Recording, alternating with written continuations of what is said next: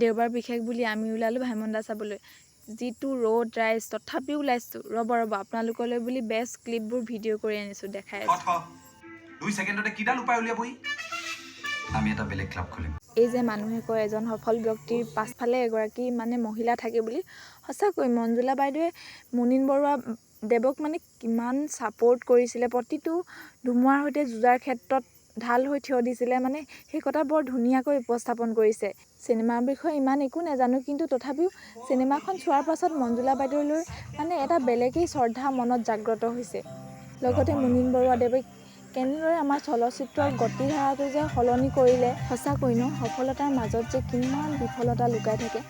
লগতে আমাৰ সকলোৰে প্ৰিয় জুবিন দাৰ কেনেদৰেনো চিনেমা জগতলৈ আগমন ঘটিছিল, সেই কথা আমি এই চিনেমাখনৰ দ্বাৰা বৰ ধুনীয়াকৈ জানিব পাৰোঁ।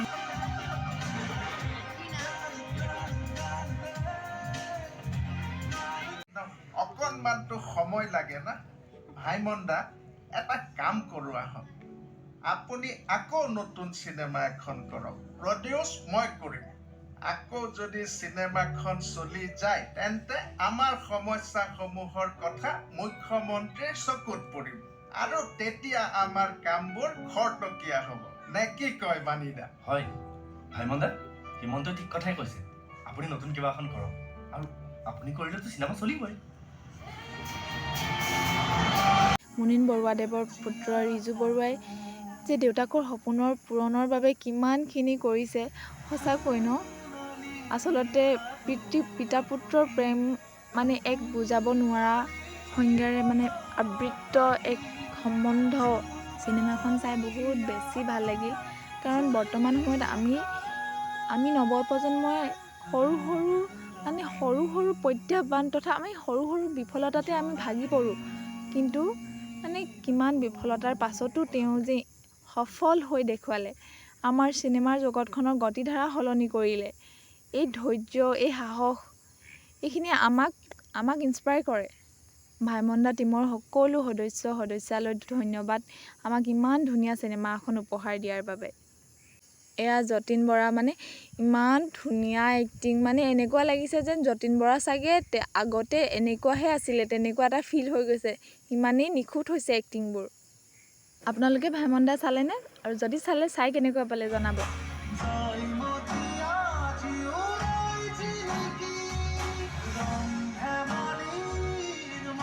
চিনেমাখন জানেনে 2 ঘণ্টা 40 মিনিট, ইমান দীঘল চিনেমা যদিও আমাৰ অলপো বৰ নালাগিলে, মানে কেতিয়া শেষ হ'ল আমি গমেই নাপালোঁ।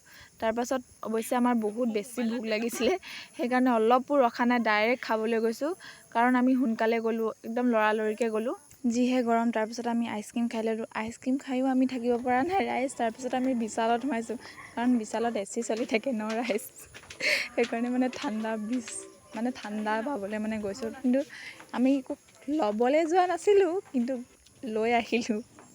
বিশাললৈ আহিলে মোৰ আটাইতকৈ কোনখিনি বস্তু ভাল লাগে জানানে? এইখিনি বস্তু মানে ইমান ধুনীয়া, এটা কালাৰৰ হ'লে মানে বস্তুবোৰ ভাল লাগে ন, মাল্টি কালাৰো ভাল লাগে, কিন্তু মানে কিছুমান বস্তু কণ্টেইনাৰবোৰে এটা কালাৰ হ'লে কিবা এটা চিজিল লাগে ন।